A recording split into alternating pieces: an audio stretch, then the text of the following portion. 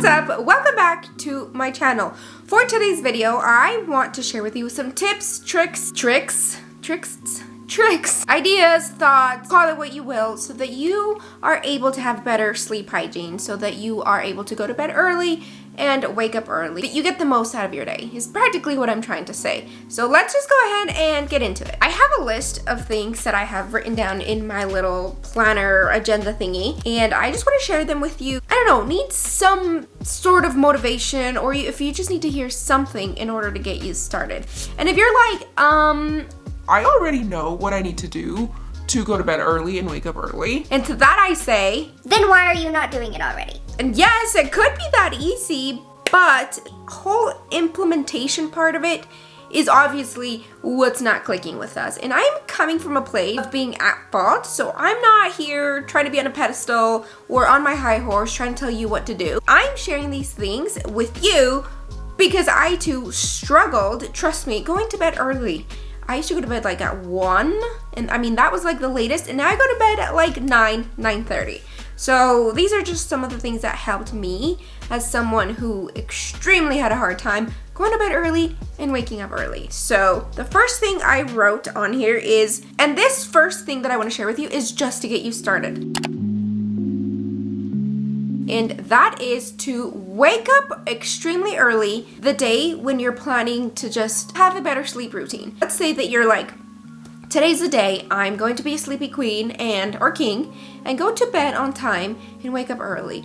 But you're never really gonna get out of that bad habit. I have found that if I wake up early, let's say like 5, 6, I am more likely to go to sleep earlier just because by nature, my body is tired and it wants to rest. Only do this like when you're gonna start, because you're obviously gonna be very sleep deprived if you went to bed late and then you wake up early. But that's just like the very first day. So that's the first thing that I want to share with you. Now the next thing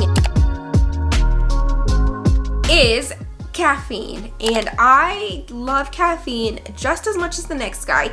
However, I personally don't like to drink caffeine after like 2 or 3. That is like already pushing it, and that's me knowing that I'm gonna be struggling to go to bed. So I would say try to cut your caffeine to no later than like 2. Limit your caffeine intake to maybe 2 cups a day, because I know some people that drink a lot of coffee and then they wonder why they can't sleep at night. But on the other hand, I know a lot of people like my parents who drink coffee to make them go to sleep. I don't know if this is in like their Mexican genetics or what it is. Another theory that I tested was if working out closer to bedtime would help me get a better night's rest, or if it was just better to work out in the morning. And what I found is that yes, for me, and it might be the same for you, it's better to work out first thing in the morning or like midday. But once you start to get into that later time when your body knows like physically that it needs to go to bed and you're trying to,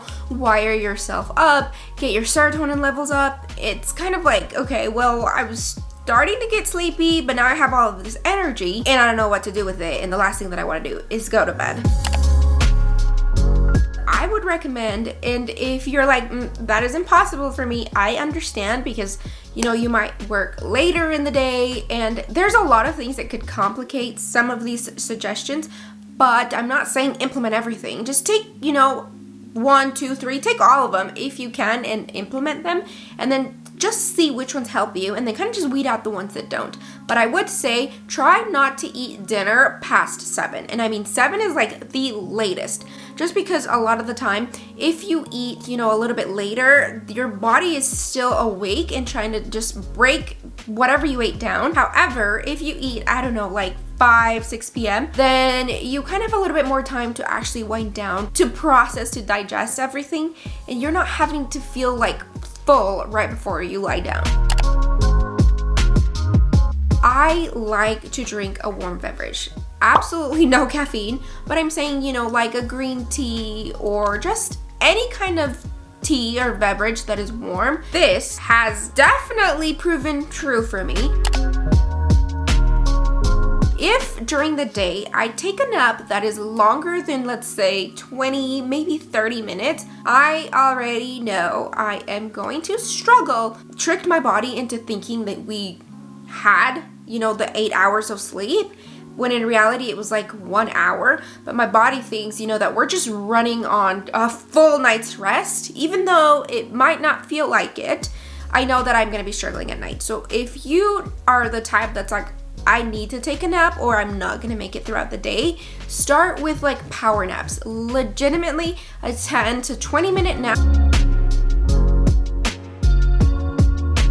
will restart or kickstart your brain to think that, we are ready to go. We push the reset button. We are ready to start. But anything later than that, you're going to start going into deep sleep and your body is going to feel like you cheated it out of a good night's rest. So I would say if you have to take naps, keep them to 25 or anything under that, just like a small power nap. I know that a lot of you may not even have this amount of time. However, I would highly, highly suggest and recommend for you to have an actual wind down period.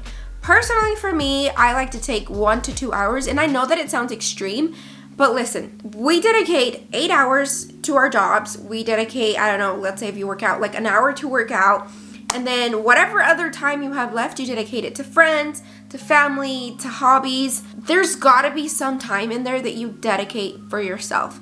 You cannot keep your engine running at full capacity if you're not refueling it. Does that make sense? Like, you just can't give, but then when it comes to yourself, never prioritize yourself. So if you can, I highly recommend to carve out, even if it's like 30, 40 minutes, just for yourself, to allow yourself to wind down. For me, let's say I like to go to bed at 9:30 or 10.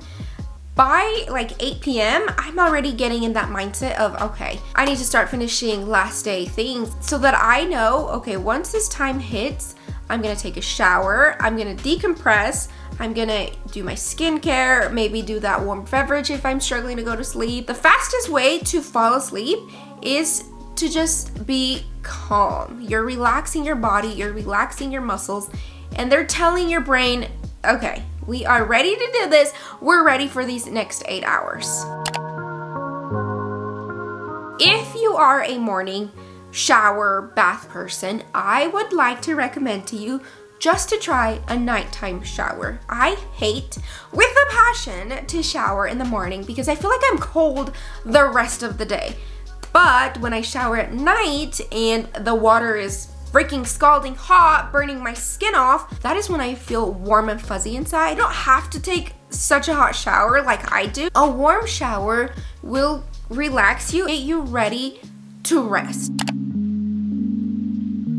Something else that I have learned just because of the type of personality that I have, if I start something like an activity, a hobby, whatever, a craft, whatever you want to call it, let's say like an hour, right, or hour, 2 hours right before I go to bed, and I know that it's going to take me longer than that time allotted to finish said subject, it's going to keep me up. I just get tunnel vision sometimes to where when I start something, I have to see it through and I have to finish it. And I say this because I've gone to bed at 3 a.m. finishing painting certain rooms. Maybe don't start anything that you can't finish before bedtime.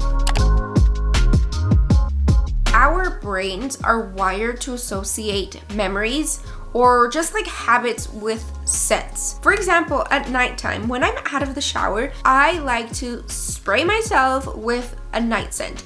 And right now, it's the Bath & Body Works, I think it was from the Emily in Paris, the Lavender Luxe scent. I also like to rotate it with the other one from Bath & Body Works, the Milk scent. That way, I know that when I spray either one of these scents, I am ready for bed. Every night, without a doubt, I will spray the Lavender Luxe or the Milk scent, and that just triggers my brain to know, okay, this is the last step. We need to get ready to go to sleep. And in a weird way, it works. If you don't believe me, try it. This is why people have lavender like sprays or like, whatever other sprays they spray on their pillow. It does resonate with your brain and it fools it and triggers it to go to sleep.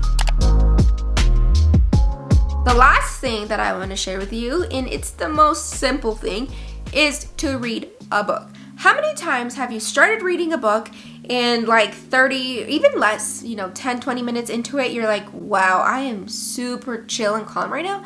I could definitely take a nap. When we tend to read, our entire focus is on reading the book. Our body calms down, our muscles relax, our attention is on one thing and not like on 1,000, other things. Read a book. Okay, that's it for this video. I just wanted to share some things with you if you are struggling to sleep, just because I know that the time is about to change and we're all gonna be spiraling, because that 1 hour affects a lot of our lives. Sometimes that hour is a difference between me being grumpy or not. Thank you so much for watching this video. I hope you enjoyed it, and if you took nothing from it, then I hope at least you were entertained. So have a wonderful, marvelous, beautiful day. I will see you in the next one. Bye!